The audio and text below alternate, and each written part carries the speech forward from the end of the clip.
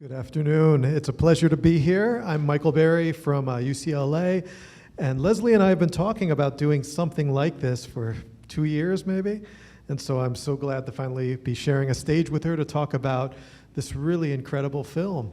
We're going to do a moderated dialogue, and towards the end, we'll try to open it up to you. So if you have some questions, start thinking about those, and we'll circle back to the audience in a little while. But there's so many questions I want to ask about the origin story of the film, how things came together, but I thought it might be fun to begin with a close-up of that last shot. You end with one of your protagonists getting a massage and this facial, and then there's this sudden cut. And of course, it's always fascinating to me how a filmmaker begins a film and how they end a film. And of course, putting that mask on, it's covering up her identity. It could be a kind of transformative moment, right, where you're kind of peeling off the old, welcoming the new. Could you just share a little bit about what your thoughts were in choosing that last shot and how you ended the film? Yeah, absolutely. So the whole film took like 8.5 years to make, from inception to like final cut, export. And I always knew that would be the last shot of the film, especially when I went on this trip a year later to do the epilogues. And I think there's something about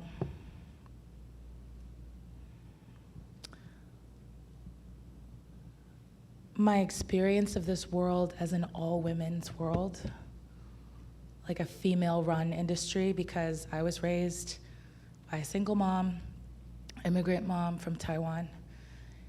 And I just paid really a lot of attention to like these grooming, we call it self-care, but just like grooming, and there's a lot of that throughout the film. And I think I always knew, like my dream of the film was to get people who are doing things that we may or may not agree with, but then going home with them into their most private inner sanctum. And so when I had this opportunity,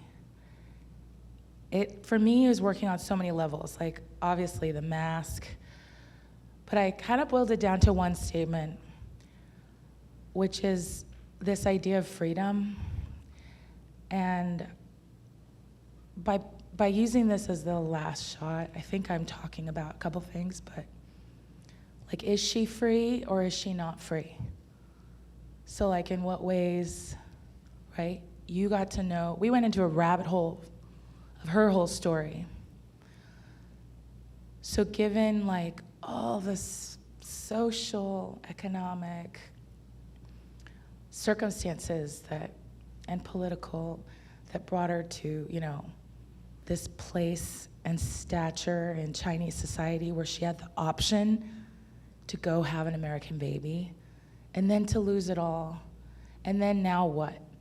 Like, so for me, her story epitomized everything I wanted to say, because it's not about the industry, it's not about birth tourism. It really kind of burrowed deep into the heart, like the jungle of a woman's heart. And having an American baby was just one of those things that is kind of like, I don't know, just out of reach. So the idea is this sort of complacency. Like, what do I have now? I'm in this weird relationship. I don't know if some people caught it, but she's not actually married to the guy. She reveals that he never even wanted a kid. So she somehow got the kid, somehow got herself all the way to America from the mountains of Yunnan, and it's gone. And you know what? She's gonna go have a facial now. She's just gonna take what she can get, kind of. So it has all of that, like, complacency. Thank you. A few moments ago, we were talking, and you mentioned that around the time the idea for this film was just coming out, a big hit film in China, a commercial film, was called Finding Mr. Right. 北京遇到西雅图 is the Chinese title. And it's about a woman like one of the ones you're portraying, but through the lens of this romantic comedy, very lighthearted, very popular. At the same time, there was a news story about a kind of scandalous expose of a mansion here in Los Angeles that was used for expatriate women from China to have children, that was portrayed in a very negative and kind of scandalous way in the news. And it was between those two radically different narratives that you set on this journey. Yeah. So my question is, you could have made a documentary where you included clips of Finding Mr. Right and included news clips of that sensational news story and had a voiceover narrative talking about your journey, but you took this very different kind of cinema verite type approach. Can you talk about the decision when you started thinking about this project of what it's going to look like and feel like as a film? And it's not you're not in there with your voiceover narrative, you're not using this other more sensationalist kind of news footage, but instead you really kind of follow your characters in a very humanistic perspective. Can you just take us through that thought process of how it came together and your approach? Yeah. Excuse me.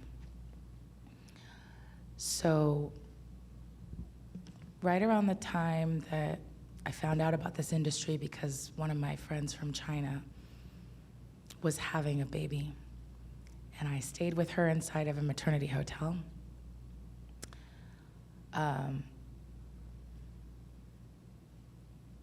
Obviously, I start looking into like media coverage of the event, and a lot of stuff popped up right away because there was this one instance of a Chino Hills mansion on a hill that the story was that the septic tank erupted, spilled human waste down their hillside into the affluent community, and that neighbors reported seeing fetuses in the human waste.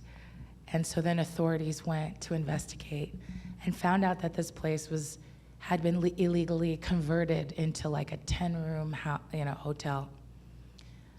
Okay, and then it's Chino Hills. They started a notinchinohills.org, and they staged like a media event where the neighbors came and protested and held signs that said, Chino Hills, not China Hills, which is very funny. And so like this, I was like immediately captivated by the idea of this is the way that this phenomenon is being introduced into the American public imagination. Meanwhile, like Michael just mentioned, there's a film, a blockbuster hit, romantic comedy based off of like doesn't make any qualms about basically plagiarizing some parts of Sleepless in Seattle. But the story is about a mistress who comes, she's totally spoiled and has a lot of money and has a baby in a maternity hotel, and she falls in love with her driver, and then her tycoon boyfriend like cuts off the money, and she has to live an honest life. So she falls in love with the driver. Anyways, and this is how the idea gets introduced to millions of Chinese across the country. Almost overnight, like the dream of having an American baby was born in this way, because about 99% of the women that I met, when I asked them, how did you hear about this? They said, the movie. So as a Chinese American who decided after college to go back to China, I had never been before. It was this like total conflict between the two public imaginations that I felt like was my space to operate in. So, that's not a blueprint for a film, but it is like, okay, so how do I go about sort of expressing these like irreconcilable worldviews, right? And I'm not gonna do it in a way, my goal has never been to make an expose, or I don't have a background in journalism. I'm not trying to inform. I'm not trying to be some whistleblower, and there's no way that I am. This stuff has been covered in the news, go just look it up. We also made a media timeline. We should link to it on our website so people can kind of track the way that the media has told this story. But so that's sort of where I was coming from. And then in just terms of like how I ended up on the form. In my previous work, like, form is really important. And I care deeply about the way stories are told. And I seek to tell a kind of story that's almost like literary in a way, in its structure and the way that it doesn't reveal itself right away. Like, you kind of have to follow along, break off, go to somebody else in a different time and place.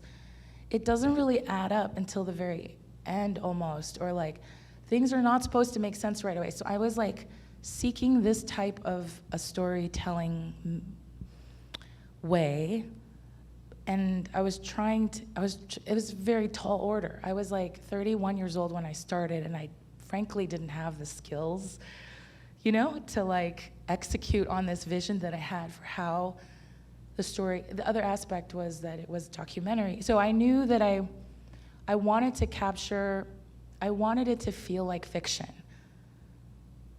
I'm so not interested in like the, you know, mainstream documentary.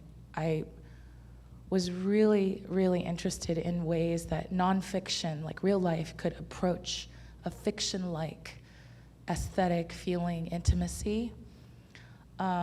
So I just set out to always be faithful to the reality of the situation. I'm entering into an ephemeral world. People are transitory. They move in, they move out. And there's all these different players. Like, as I got deeper and deeper, it was like, there's this kind of person, there's this kind of people. There's so many different kind of stories. So I just set myself to being like, almost like a vessel or receptacle, and I just went into this world with my heart in my hands, like with Jillian, being like, this is who we are. I mean, the story about how we got everybody to agree is like another question maybe, but we went in and we told everybody, this is what we're trying to do. We're just trying to show your real life and capture these human moments. And I just trusted that somehow I would be able to like make it all fit. And that's what took 8 years, because it's not that easy to make it all fit together. Maybe if okay, here's the last thing I'll say to answer this part of the question. It would have been easier to make like an experimental film, maybe like more experimental, where it had all these moments and it didn't really matter. But it did matter that the film could be organized in a way that did sort of like address certain things, like the scope of the industry, or like the types of unexpected people and what their role. So I was always battling this, walking this fine line between information, context, background information that I know you guys really want to have, that I also think makes receiving some of, you know, the human moments stuff like more meaningful, and really like leaning into the moments. So that's the product is what you see. It's really walking this line of giving you information versus like nonverbal information. And you know, watching the credits, of course, there's a lot of people that were involved. Filmmaking is always a collaborative process, but when you strip it all away, this is really, I feel, like a one-woman film. You're the director, you're the cinematographer, you're the writer, you're the editor. Among these different hats and roles that you're playing over such an extended period of time, what are some of the greatest challenges you had to face? There must be a lot, but maybe you could just pick one or two or three. Are there any filmmakers in the audience? Just 2? 3? Well, then I won't get too much into it. And I had a producing partner, but I was the lead producer. A film that takes 10 years to make cannot follow any kind of industrial model. Nobody's getting paid. You're not doing this on a schedule or a timeline. All of it is like, you know, a hobby almost, like volunteer. So the hardest thing was the producing part, because I did try to get money, and you'll see, I did get money for it. I did find a way to trick the American like funding institutions to fund the film, And that way I was able to support myself like $1,000 a month or like $2,000 if I was lucky. And I would say that part of the reason it took so long was because we had to spend so much time. There were like a year or two where I was just like doing the whole like independent film fundraising circuit. You apply, you get chosen, you go travel, you pitch your film, you take meetings, you know, and writing those grants and rewriting them every time you get more footage that tells you, every time you get more footage that like doesn't match what you wrote, it's like a whole, so that part was the worst part. Editing, I mean, just because it was like mind numbing. I had to get so good at selling. And you're not making the film. That's what's so frustrating about it. You're not making the film when you're busy trying to raise money for the film. You're talking about something that doesn't really exist. And at a certain point, you kind of just feel like a fraud, you know? Like I just have the access into this crazy world, but I don't know how I'm gonna put it together. And then obviously editing was like horrendous and very, very, very time consuming. How about we talk a little bit about access and ethics? And that is, this is a film that shows your subjects in such a vulnerable position at times, often undergoing the most intimate and vulnerable moments, from miscarriage to childbirth to being alone, isolated from their loved ones. And to get them to agree to be on camera and to share those moments. And then the ethical side is, were there moments you felt were too much to show, or you had to, what kind of thought process did you go in negotiating the kind of ethical dilemmas of showing women in such a vulnerable position, you know, to a considerable audience? I mean, this eventually showed on PBS, and a lot of people have seen this film. Can you walk us through those two stages, the ethics and access and ethics? Yeah, so I think access is like, I think it's the first time I've said like, approach people with my heart in my hands, but that's pretty much like how you gotta do it.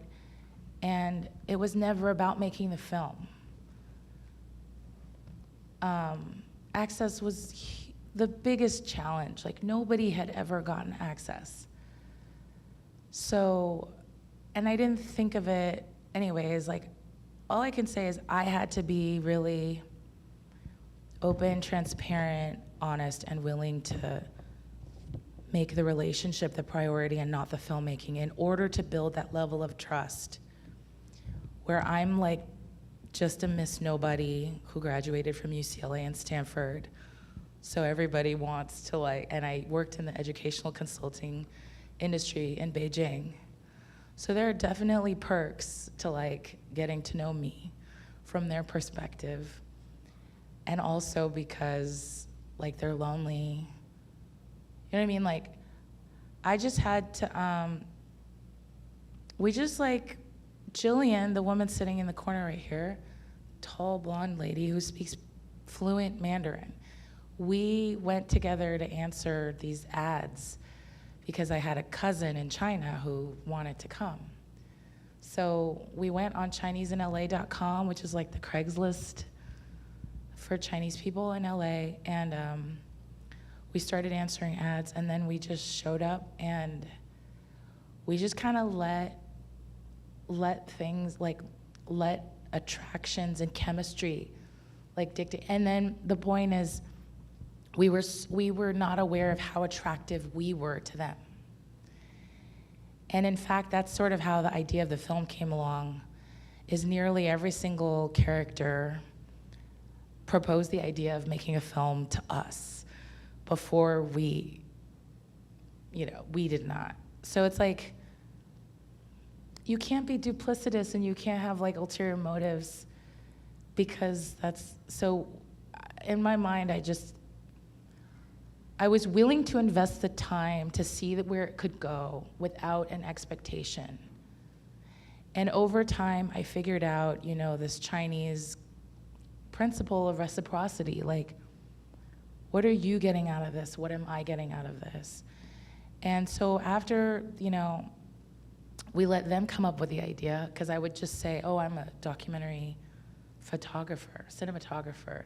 And they would just immediately latch on and say, let's make a film together about this industry because it's insane. Everybody had the sense that this was larger than themselves and that somebody should make a film about it. So that was the funny part. And then it was just a lot of emotional labor. Like, mostly I was just like the translator and local guide, and it's like I was just like, I had this quixotic dream of making a film, and they understood all the hurdles that I would have to get through to make it.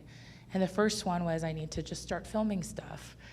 You know what I mean? So it was almost like they did it as like wanting to help me a little bit. Like, I'm so unassuming a woman with a young woman with a camera.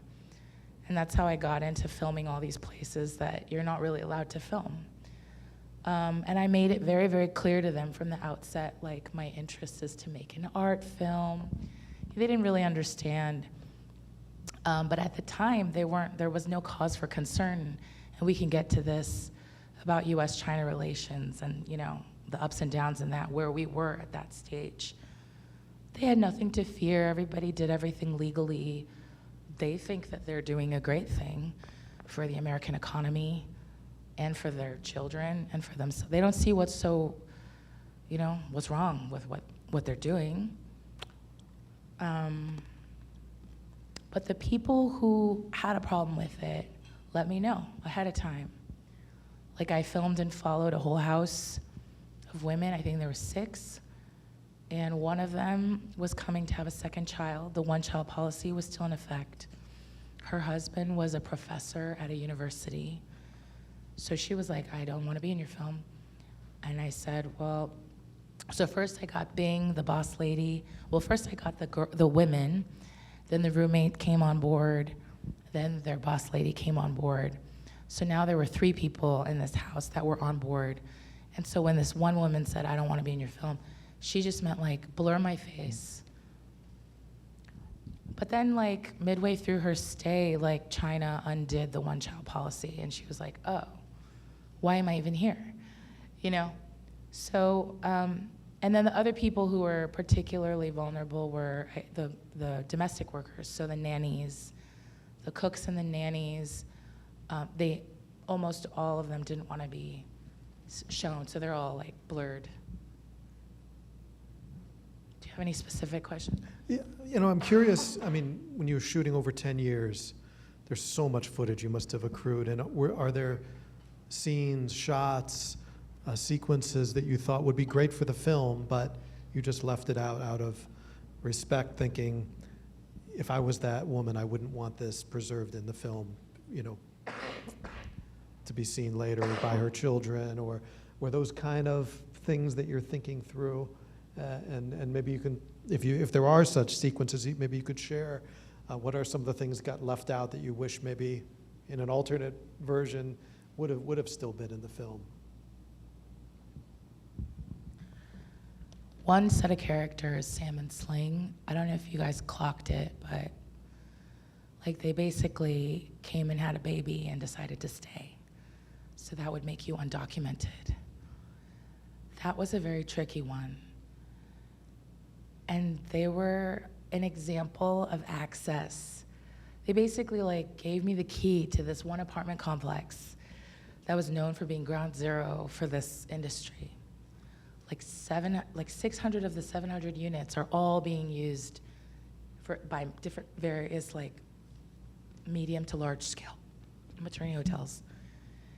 They gave me tips, like, how to meet the women, like, go soak your feet in the hot tub after dinner, and here's the key.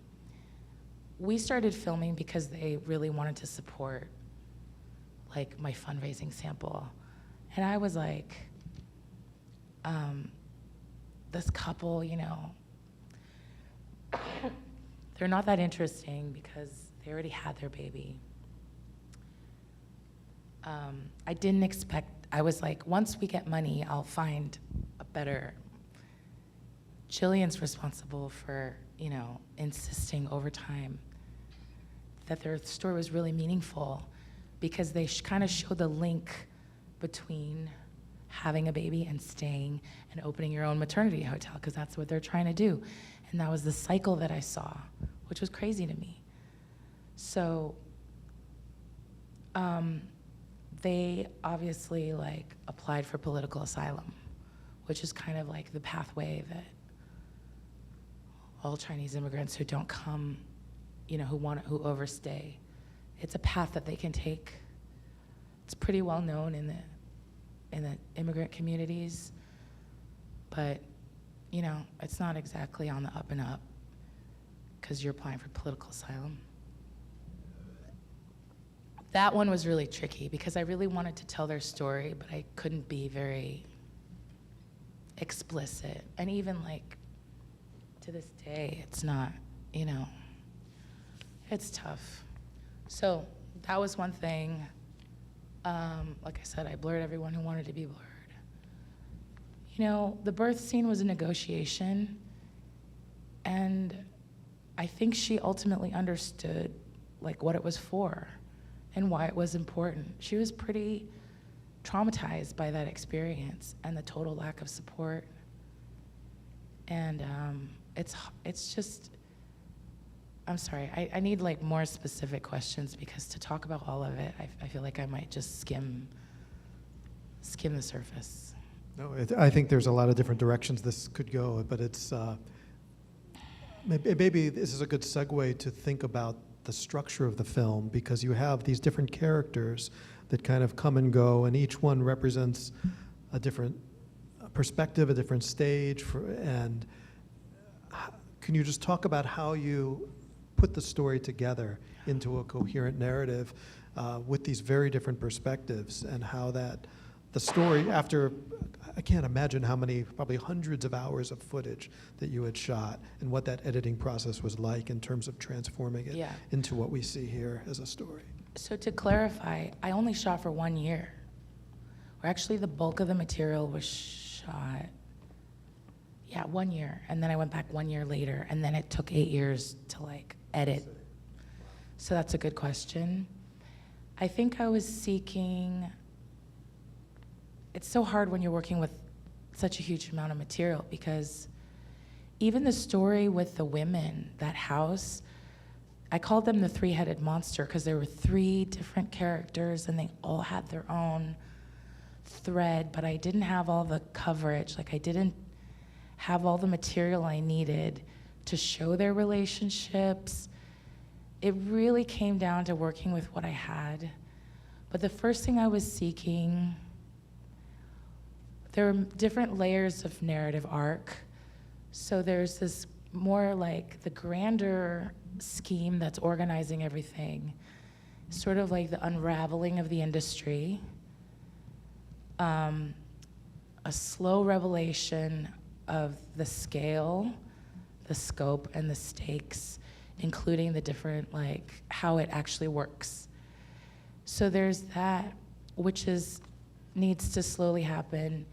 But I also took great care to make sure that where the vignettes touch, where do we go next?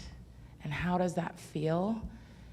And can it feel completely surprising, but also where you want to go next? So kind of so that forward movement was really hard when you have a lot of things that are horizontal. It's hard to make it into a linear narrative. So there was that one element, and then there was always this struggle of, is it about the industry or is it about the people? And I was like, fuck, I don't know, man. It's about both. Because so remember I said my original plan was to just film whatever and piece it all together, and it was not character driven, because we're not following anybody. No backstory, no future, just now. But then I ended up with characters, and I had them a year later So all of a sudden I have characters, and that's a powerful thing when you see them changing or you see them in their home environment. So I was like, oh shoot, I have characters that we need to follow. What are their stories really? Took me forever to figure that out based on the material that I had. The good thing is I had all of them do audio interviews with me. So voice only. Like, I'm not filming you. We're just talking heart to heart. So a lot of the voiceovers that you get really are heart to hearts. I did that with everybody. And so putting those characters together and then fitting them into that grand scheme was one thing. And then there was just like the emotional trajectory of the journey that had to do with like what I call like the audience's empathy journey. So like how what I'm showing you is making you feel about these people at a certain time and how that feeling gets challenged or changed. Like the idea maybe is like the women seem privileged and frivolous and just shopping, and then slowly you're starting to get like hints of hostility, tension, underlying threat, physical threat, medical danger. Oh shit, it's a system. Oh my God, like I started out thinking that they were coming here to take advantage of the system, and maybe now I'm starting to see that they're actually the lambs for the slaughter in this system. And a lot of the women told me that that was the feeling that they had at the very end, was like, I felt like a fucking lamb, like a sacrificial lamb, like just being preyed upon by all these people. So taking the audience through that sort of journey was like the third thread. And I had other characters, like a lot of other characters that you didn't see. Like one character that everybody loved. They were this couple, and it was all about their love, and they were so sweet. And it was like their story was so tender. It was actually not even about, it was actually about her mom, because her mom was there and having a really hard anxiety attack during her childbirth. Anyways, these are the decisions that were made at the very last minute. So I made a film. I was like, I can't make this work the way that I have it in my head, the way I just described it to you. I couldn't make it work. I was like, it's not working. People aren't really getting it. By the way, nobody got it, like in many different ways, which made this film so incredibly like demoralizing to work on in the edit, because like I realized that it really mattered who was giving you the feedback, and I also realized the people I was getting feedback from. Nobody was Chinese or even a person of color or even someone who remotely had a recent immigrant experience, and that was the feedback I was getting from them. So I really it was like a shocking undoing of my own like socialization and identity and all of this stuff in the making of it, to figure out like, who am I really speaking to if everybody doesn't get something? So maybe I'll ask one or two more, and then we'll open it up to some of our audience members. From the time you shot this footage till now, 2025, a lot has changed in Sino-US relations. The whole issue of anchor babies has become kind of in the news lately with the new administration. And I'm kind of curious, for women from China, who, like the ones you portray in this film, has America kind of lost its luster in 2025? Are people still coming here? As you mentioned earlier, the one China policy is now a thing of the past. What's happening politically in the US in terms of its non-welcoming stance towards immigrants. How is your film kind of taken on new meaning maybe in this new climate? That reminds me, every time before screening, if I'm debating whether I'll say anything in the beginning, I'm always like, oh, I should say that all of this happened 10 years ago and it's not currently happening. How many people would have liked to know that before the screening? Okay, just a few, but most people don't need to know it. So yeah, this happened 10 years ago, and what I love to say, it was at the height of US-China relations. 2016, the Chinese invested $4.6 billion in the American economy. And this was the height of it. Like, everyone I knew who was middle class in China was like buying property here in Texas, like having a baby. Like, they really like saw a future here. And there were 10-year reciprocal visas, we're coming and going, buying stuff. Like, all the luxury outlets had Chinese signs everywhere. There were so many tour groups. I mean, that part was kind of insane, because I was like, wow, this is a different China than 1990 when my grandma was able to go back to China for the first time, and she was carrying suitcases full of all of her old clothes. And I remember she went to Bath and Body and like got some shower gels and stuff. And over the years, like at a certain point, maybe 97 or something, they were like, great aunt, we don't want your old stuff anymore. Anyways, so like, I was just I'm just remain like fascinated by this total power reversal and the consumer power, which is so much power in this globalized world. And I don't even know why I'm talking about this anymore. We were like saying... Has America lost its luster oh, too? Yeah. Oh, yeah. And then COVID happened. Well, and then Trump was elected. And then COVID happened. And yeah, during COVID is like, we were just talking about it, like a lot of relationships kind of broke during that time with people in China, because at one point they were doing really well and couldn't understand why we were suffering. And then they were doing really poorly, and I don't think that wasn't a good time. And it was around that time when some of the characters were like, are you still making that film? And I was like, yeah. Why? And they're like, oh yeah, just wondering. Because we're not like open about it anymore. Like, we're not really telling anyone about it anymore. Or like we're not gonna tell our own kid. We're not planning on telling our kid that he has an American passport. I was like, whoa, really? So things got kind of tricky, I guess. And I don't think anyone who had a baby, besides the one who stayed, has any plans of coming back in the near future. I don't know, what's your experience with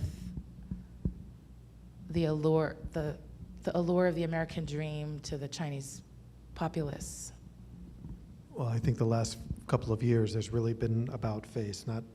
There's been so much political tension starting from the first Trump presidency between China and the US with the initial trade war, and then during the COVID period there was a lot of anti-Chinese rhetoric coming from the White House that further fueled anti-American kind of sentiments, which, in a situation like this, makes America much less not only a place where you want to go, but even the notion of watching a Hollywood film becomes something much less desirable when you turn on the news and there's such a great level of inundation of this kind of discourse that's very critical of America.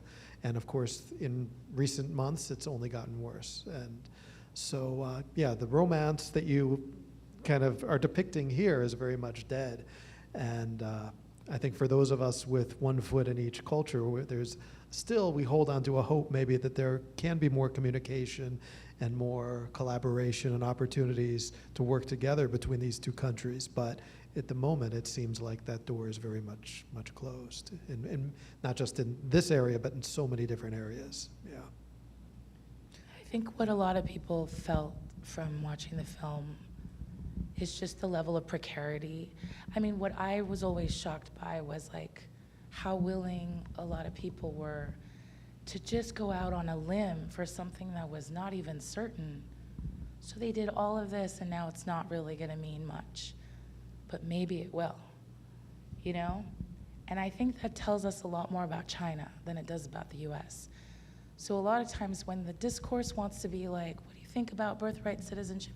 I'm not that interested in using my film and my position as this filmmaker to answer that question. I'm more like, this film tells us more about China than it does about the US, to me.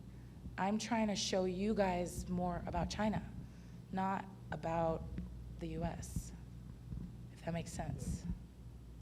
Okay, I'm going to ask one more before we open it up to everybody. And this is a kind of a personal curiosity. We were talking earlier, we discovered we have a mutual friend, a film director named Wen Guang. And for those in the audience who never heard that name, Wen Guang is considered the father of independent Chinese documentary filmmaking.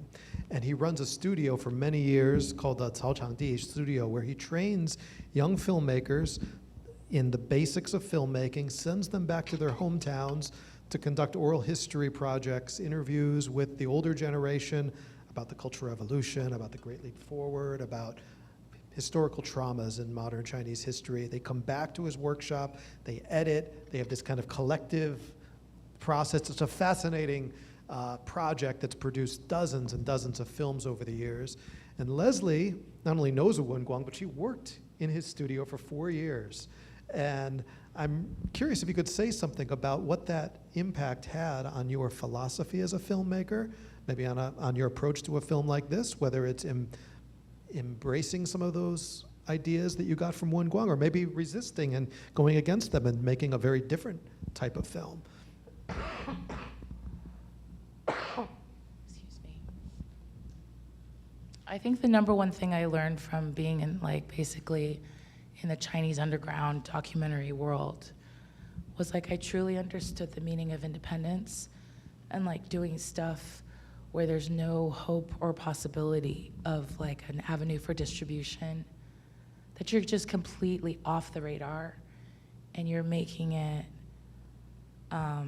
it's a political act, and it's not for things like fame or recognition or money.